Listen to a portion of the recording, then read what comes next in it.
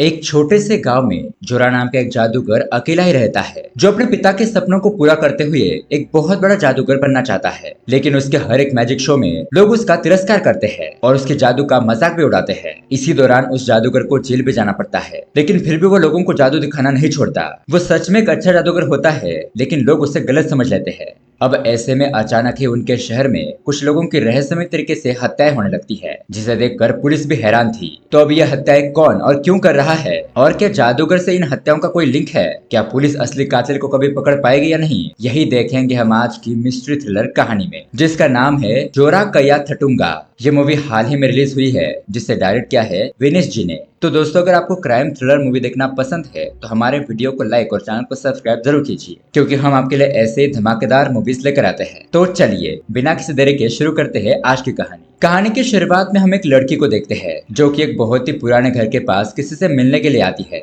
लेकिन उस घर पर तो ताला लगा हुआ था। फिर वो लड़की अपने एक फ्रेंड को कॉल करती है और कहती है कि ये जादूगर के घर पर तो ताला लगा हुआ है, 2 महीने हो गए, उसका कहीं अता पता नहीं है और मुझे नहीं लगता कि इस घर के अंदर कोई रहता है। और ये सीन यहीं पर कट हो जाता है। अब उसके अगले सीन में हम 2 बंदों को बस से जाता हुआ देखते हैं। तभी वहां पर अंजलि नाम की एक लड़की उनसे पूछती है कि आप लोग कौन हो और कहाँ जा रहे हो। तो वो बताता है कि मेरा नाम जोरा है और मैं लोगों को मैजिक शो दिखाने का काम करता हूँ। अब ये सुनकर अंजलि तो बहुत ज्यादा एक्साइटेड हो जाती है, कहती है कि क्या सच में? तो फिर हम लोगों को कुछ जादू दिखाओ ना।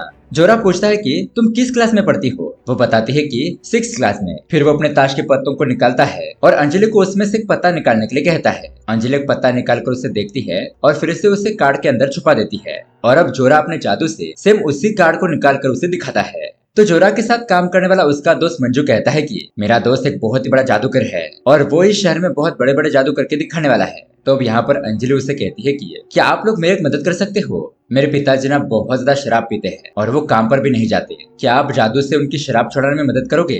तो जोरा अंजलि से कहता है कि हाँ हाँ, क्यों नहीं, तुम उन्हें हमारे मैजिक शो में लेकर आना, मैं उनकी दारू हमेशा के लिए छुड़ा दूंगा।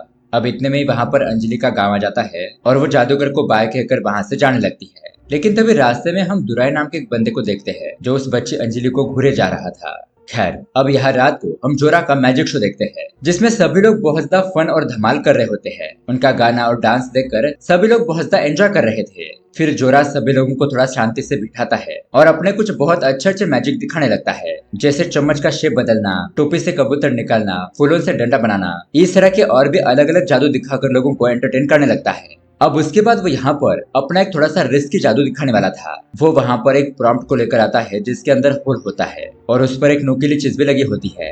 अब गर्दन उस होल में डालकर वो नुकीली चीज भी ऊपर से घुमा दे जाए तो भी उसे कुछ नहीं होगा, यही वो दिखाना चाहता था। और अब वो ये जादू दिखाने के लिए ऑडियंस में से ही किसी को आने के लिए कहता है। तो एक लड़की वहाँ पर आती है और उसका सर उस होल में डाल दिया जाता है। लेकिन दोस्तों, यहाँ पर जोरा जब जादू करता है तो थोड़ी सी टेक्निकल प्रॉब्लम होने की वजह से उस लड़की को थोड़ा बहुत दर्द होने लगता है, इसलिए वो बचाओ बचाओ कहकर चिल्लाने लगती है। अब ये देखकर सभी लोग घबरा जाते हैं कि कहीं उस बच्ची को कुछ हो ना जाए, उसकी जान खतरे में ना पड़ जाए, इसलिए वो लोग तुरंत ही उसे बाहर निकाल लेते हैं। और अब वहाँ पर मौजूद लोग वो जादूगर और उसके साथी को बहुत ज्यादा मारने पीटने लगते हैं, कहते हैं कि ये तुम कैसा घटिया जादू दिखा रहे हो, ऐसे खतरनाक जादू तुम्हें नहीं करना चाहिए। और अब लोग उन्हें बहुत ही बुरी तरीके से मारते पीटते हैं। इतना ही नहीं, वो लोग पुलिस को भी बुला लेते हैं। अब जोरा को पकड़कर पुलिस स्टेशन ले जाया जाता है। उसे बहुत सारी चोट लगी थी, लेकिन उसे हॉस्पिटल नहीं ले जाया जाता, उसे सीधा जेल के अंदर डाल दिया जाता है। अब जेल में थोड़ी देर के बाद उसे प्यास लगती है। वो वहाँ पर एक ऑफिसर से पानी मांगने लगता है, लेकिन इतने में वहाँ पर एक लेडी पुलिस ऑफिसर आती है। वो जोरा को देखकर कहती है कि तुम एक बहुत बड़े जादूगर हो ना, तो कहीं से पानी निकाल कर पी लो। लेकिन अब यहाँ पर जोरा को बहुत ज्यादा प्यास लगी थी, तो वो पानी देने के लिए बहुत ज्यादा रिक्वेस्ट करने लगता है। तो वो लेडी पुलिस ऑफिसर उसे बाहर निकालती है और अपने छोटे बेटे को वीडियो कॉल करके जोरा को उसे जादू दिखाने के लिए कहती है। जोरा कहता है कि मैडम, ये आप क्या कह रहे हो, मैं यहाँ पर जादू नहीं दिखा सकता और मेरी हालत तो देखिए। तो जोरा जादू नहीं दिखाता, इसलिए वो बच्चा वीडियो कॉल को कट कर देता है। ये देखकर उस लेडी पुलिस ऑफिसर को बहुत ज्यादा गुस्सा आता है और वो जोरा को बहुत ही बेरहमी से मारने पीटने लगती है और उसे फिर से अंदर डाल देती है। अब उसके अगले दिन हम देखते हैं जोरा का दोस्त कबूतर के साथ पुलिस स्टेशन में आता है और अब जमानत के थोड़े पैसे देने पर और रिक्वेस्ट करने पर किसी तरह से वो जोरा को बेल पर छुड़ा देता है। अब उसका दोस्त उसे अपने साथ ले जाता है। तो उसका कहना था कि हमें ये मैजिक शो दिखाने का काम छोड़कर कोई दूसरा काम करना चाहिए, क्योंकि अब लोगों के पास एंटरटेनमेंट के बहुत सारे ऑप्शंस हो चुके हैं। सभी लोगों के पास टीवी, मोबाइल, गेम्स ये सारे ऑप्शन अवेलेबल है, इसीलिए लोग भी जादू देखने के लिए कम ही आते हैं। इस तरह से अब बात करते हुए ये लोग घर तक पहुंच जाते हैं। लेकिन जोरा यहाँ पर अपने दोस्त से कहता है कि मैं जादू करना नहीं छोड़ सकता, अगर तुम्हें मेरे साथ काम नहीं करना तो तुम जा सकते हो। ऐसा कहकर वो अपने घर के अंदर चला जाता है। तो तभी थोड़ी ही दूरी पर हम एक दूसरे घर को देखते हैं, जहाँ पर 3 आवारा लड़के रहते हैं और इन लोगों को वो जादूगर जरा सा भी पसंद नहीं होता। जब देखो तब ये लोग उस जादूगर को परेशान करते रहते हैं।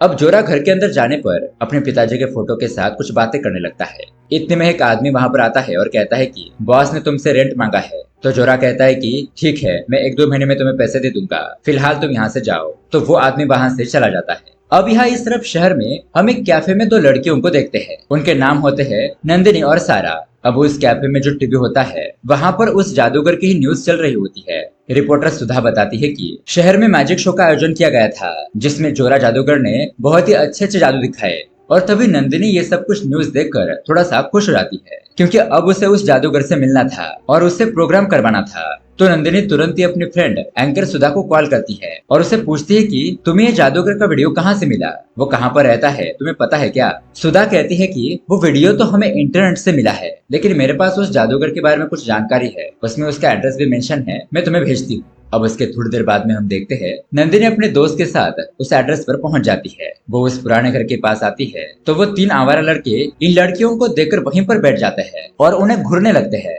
यहाँ नंदिनी और उसकी दोस्त बेल बजाते हैं तो जोरा बाहर आता है। वो उससे कहती है कि आपके मैजिक बहुत ही अच्छे होते हैं। तो जोरा कहता है थैंक यू, बताइए आपको मुझसे क्या काम है? तो नंदिनी बताती है कि मैं एक मैजिक शो कंडक्ट करना चाहती हूँ, जिसके लिए मैं आपको बुलाने के लिए आई हूँ। जोरा कहता है कि ये तो बहुत ही अच्छी बात है, हम मैजिक शो जरूर करेंगे। फिर यहाँ पर नंदिनी कहती है कि वो बदमाश लड़के कौन है जो हमें देखकर अजीब तरीके से पेश आ रहे हैं। जोरा कहता है आप उन लोगों को इग्नोर कीजिए और अपना काम करके यहाँ से चले जाइए। इस जादू के शो के बारे में हम बाद में बात करेंगे, फिलहाल आप जाइए। तो यहाँ पर बातचीत करने के बाद नंदिनी और उसकी दोस्त वहाँ से चले जाते हैं। फिर जोरा उन लड़कों के पास जाकर कहता है कि तुम लोग यहाँ पर ऐसे क्यों कर रहे हो, मेरे घर पर आ रहे लोगों को तंग करना छोड़ दो। तो वो लड़के उसका मजाक उड़ाते हुए कहते हैं कि क्या हुआ जादूगर, वो लड़कियां यहाँ पर क्यों आई थी? जोरा बताता है कि वो मेरा मैजिक शो बुक करने के लिए आई थी। तो ये बात सुनकर वो तीनों लड़के हंसने लगते हैं, कहते हैं कि तुम्हारा मैजिक शो वो तो सिर्फ बच्चों को देखने के लायक होता है, अगर उसे बड़े लोग देखेंगे तो तुम्हारे शो पर हंसने लगेंगे। अब जोरा को समझ में आता है कि इन लोगों से बात करने का कोई फायदा नहीं है, इसलिए वो अपने घर के अंदर चला जाता है।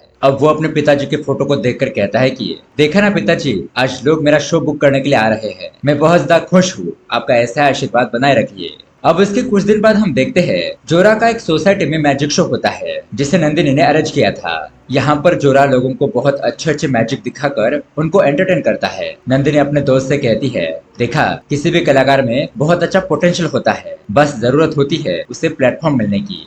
अब यहाँ मैजिक शो में जोरा और उसका फ्रेंड ऑडियंस में से किसी को स्टेज पर आने के लिए कहते हैं। तो वहाँ पर एक आदमी आता है और ये लोग उसके मुंह में एक मूली रख देते हैं। कहते हैं कि जादूगर जोरा अपने आंखों को ढकने के बाद इस मूली को काट कर दिखाएगा। अब इस मैजिक में थोड़ा सा रिस्क भी होता है। तो वहाँ पर बैठा हुआ एक आदमी कहता है कि आप ये सब कुछ मत करो, अगर उस आदमी का गला कट गया तो? और वो बंदा उसे कहता है कि अगर तुम्हें अपनी जान प्यारी है तो वहाँ से भाग जाओ। तो ये बात सुनकर वो आदमी घबरा जाता है और वहाँ से चला जाता है। तो बाकी के लोग भी कहने लगते हैं कि ये जादूगर कैसे खतरनाक मैजिक दिखा रहा है, जिसमें बहुत ज्यादा रिस्क है, हमें ऐसा जादू नहीं देखना। ऐसा कहकर वो ऑडियंस वहाँ से जाने लगती है। जोरा उन लोगों से कहता है कि नहीं रुकिए, ऐसा कुछ नहीं होगा, हमने इस जादू की बहुत प्रैक्टिस की है, कोई भी जख्म नहीं होगा, बैठिए, अगर आप ये नहीं चाहते तो हम दूसरा जादू करते हैं। लेकिन अब वहाँ पर कोई नहीं रुकता, सब लोग वहाँ से उठकर चले जाते हैं। इस तरह से यहाँ पर जोरा का मैजिक शो फ्लॉप हो जाता है। अब ये देखकर मैनेजर नंदिनी से कहता है कि मैंने तुम्हें एक शो करने के लिए कहा था, लेकिन तुमने उसे भी खराब कर दिया, तुम्हें कोई अच्छा प्रोग्राम अरेंज करना चाहिए था। इस तरह से डांट कर वो वहाँ से चला जाता है। उसके बाद नंदिनी जादूगर के पास आकर उसे माफी मांगती है कि ऑडियंस तुम्हारे जादू को समझ नहीं पाई और वो उठकर चली गई। लेकिन यहाँ पर जोरा उल्टा उससे भी माफी मांगता है कि मेरी वजह से आपको डांट खानी पड़ी, इसलिए मुझे माफ कर दीजिए, लगता है मैं अच्छा जादूगर नहीं हूँ। इस तरह से अब निराश होकर जोरा वहाँ से चला जाता है। अब रात को वो अपने घर के पास शांति से बैठा होता है तो तभी उसे अपने बचपन के कुछ पल याद आते हैं, जब उसके पिताजी उसे जादू सिखाया करते थे। तो शुरुआती दिनों में उसका जादू अच्छा नहीं था, उसे बहुत ज्यादा प्रैक्टिस करने के बाद जादू की ट्रिक्स आने लगती है। उसके पिता उसे हमेशा कहते थे कि तुम मुझसे भी बहुत बड़े जादूगर बनोगे, लेकिन इसके लिए तुम्हें हमेशा प्रैक्टिस करते रहना होगा। अब बचपन में जोरा अपने पिताजी के साथ ही जादू का काम करता था और उसके पिता के एक मैजिक शो में उसके पिताजी हाथ को बांधकर जंजीरों से लॉक कर देते हैं और एक घास के ढेर के अंदर जाकर उस लॉक को खोलकर बाहर आना था। इस तरह का जादू वो लोगों को दिखाना चाहते थे, लेकिन ये जादू बहुत ही रिस्की था। इसमें जरा सी भी गलती हुई तो जान भी जा सकती थी और होता भी वैसा ही है। एक मिस्टेक की वजह से वो लॉक ओपन नहीं कर पाते हैं और उसी आग में जलकर उनकी मौत हो जाती है। अपने पिता को खोकर जोरा बहुत ज्यादा दुखी था, लेकिन फिर वो हिम्मत बनाए रखता है, हार नहीं मानता और अपने पिताजी के रास्ते पर चलते हुए वो एक जादूगर बन जाता है और इस तरह के मैजिक शो करने लगता है। अब उसके अगले दिन वो 3 लड़के जोरा से मिलने के लिए आते हैं। उसमें से एक दुराई नाम का लड़का जोरा से कहता है कि मुझे सिंपल से 2-4 मैजिक ट्रिक्स सिखाओ, मुझे लड़कियों को इम्प्रेस करना है। जोरा कहता है कि मैजिक ट्रिक्स ऐसे ही नहीं आती, उसके लिए बहुत ज्यादा प्रैक्टिस करनी पड़ती है। फिलहाल मुझे कुछ काम है, तुम लोग बाद में आना। लेकिन अब वो लोग जिद करने लगते हैं कि हमें जादू सीखना ही है। तो जोरा यहाँ पर उन्हें एक मैजिक दिखाता है और दुराई के दोस्तों से कहता है कि देखो, तुम्हारे दोस्त ने लड़की की पैंटी पहनी हुई है, पहले उसे बदल कर आओ। तो उसके दोस्त सच में देखते हैं तो दुराई ने तो लड़की की पैंटी पहनी हुई थी। ये देखकर उसके दोस्त हंसने लगते हैं, पर ये सब कुछ देखकर दुराई को बहुत ज्यादा गुस्सा आ जाता है। अब रात को हम देखते हैं जोरा अपने घर की तरफ जा रहा था, तभी वहां पर दुराई अपने दोस्तों के साथ आता है और वहां झाड़ियों के पीछे छुपकर वो पीछे से कांच की बोतल जोरा के सर पर फोड़ने लगता है, जिसकी वजह से अब जोरा जख्मी हो गया था और उसके सर से खून बहने लगता है। वो पीछे मुड़कर देखता है, लेकिन वहां पर उसे कोई नहीं दिखाई देता। उसके बाद वो जैसे तैसे करके खुद को संभालता है और पुलिस स्टेशन पहुंचता है और उसे शक था कि ये सब कुछ उन लड़कों ने ही किया होगा, इसलिए वो उन लड़कों की कंप्लेंट लिखाता है। लेकिन यहाँ पर वो लेडी पुलिस ऑफिसर जादूगर की एक भी बात पर यकीन नहीं करती। कहती है कि तुम नशा करके इधर उधर गिर गए होंगे और उसी वजह से ये चोट तुम्हें आई होगी। क्या तुम्हारे पास कोई सबूत है कि उन लड़कों ने तुम्हारे ऊपर हमला किया है? अगर ऐसा है तो बताओ, फिर मैं तुम्हारी बात मान लूंगी। मतलब कि अब यहाँ पर पुलिस भी उसकी कोई भी मदद नहीं करती। जोरा उसे चिल्ला चिल्ला कर बता रहा होता है कि ये सब कुछ उन लड़कों ने ही किया है, प्लीज उन्हें अरेस्ट कीजिए और मुझे बचा लीजिए। लेकिन पुलिस उसकी कोई भी बात नहीं सुनती। अब उसके बाद जब जोरा अपने घर पर पहुंचता है तो वो 3 लड़के उसके ऊपर हंसने लगते हैं। कहते हैं कि लगता है पुलिस स्टेशन जाकर भी कोई फायदा नहीं हुआ। तो जोरा उन लोगों को कुछ ना कहते हुए अपने घर के अंदर जाता है, लेकिन वहां पर उसका कबूतर नहीं था। वो अपने कबूतर से बहुत ज्यादा प्यार करता था, तो अब उससे शक हो जाता है कि इन 3 लड़कों ने उसके कबूतर के साथ कुछ किया होगा। इसलिए वो दुराई के पास जाता है, उसका कॉलर पकड़कर उसे मारने पीटने लगता है और धमकी देता है कि बता, तूने मेरे कबूतर के साथ क्या किया? अगर उस कबूतर को कुछ हुआ ना तो मैं तुम्हें नहीं छोड़ूंगा।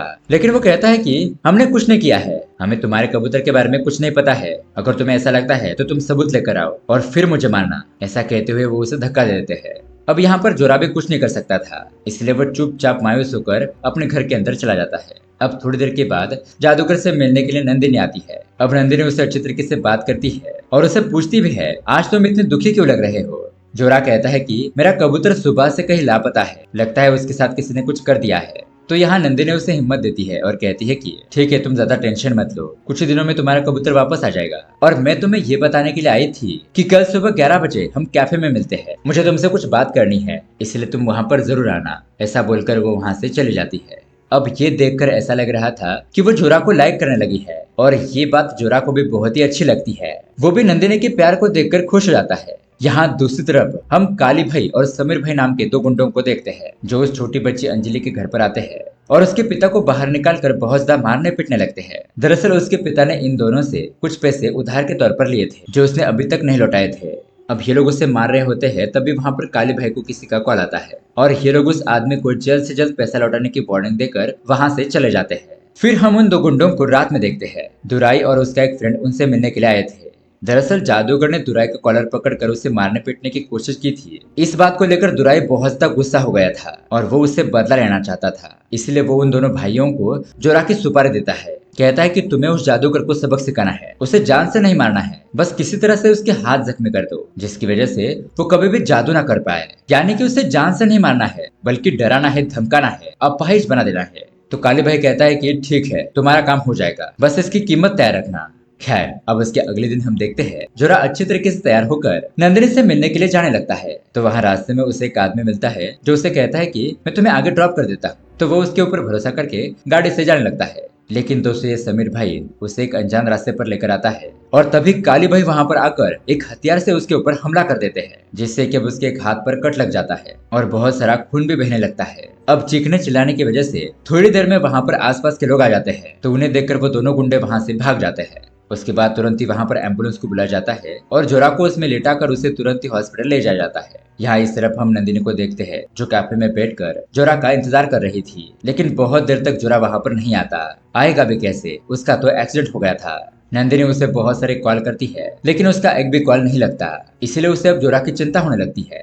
या इस तरफ हॉस्पिटल में ट्रीटमेंट करने के बाद डॉक्टर उसे बताते हैं कि अब तुम्हारा हाथ पहले जैसा काम नहीं कर सकता। इसमें बुरी तरीके से चोट लगने की वजह से तुम इसकी आसानी से मूवमेंट नहीं कर सकते। बाकी चिंता करने की कोई बात नहीं है, धीरे धीरे यह हाथ ठीक हो जाएगा।